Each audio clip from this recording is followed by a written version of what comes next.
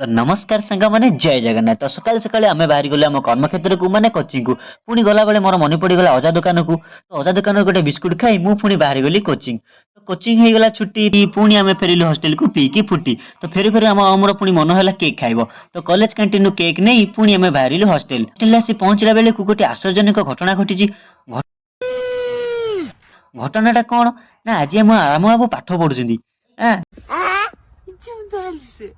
सीटे शीतम खुंटिया कंबल को जाबुड़ी धरी फोन देखुଛନ୍ତି। एहे रहा नहीं जाता तड़प ही ऐसी है। अतुल बाबू क्लास न जाई मूवी देखुଛନ୍ତି। तापर गाधई पाधई आमे बाहरिलु खाइया पई।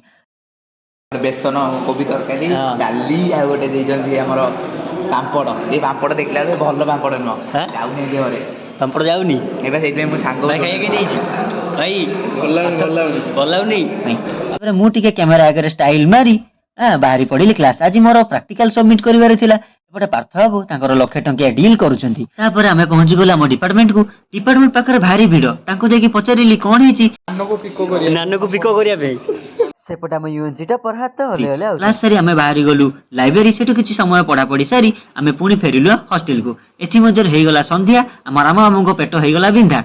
तो कौन खाइब होइकी आमे बाहरी गलु बरा खाइया पई। और खाई सारी सेतिकिरे पेट पुरलानी जे आम राम बाबू आहुरी पार्सल धरिकी आछंती।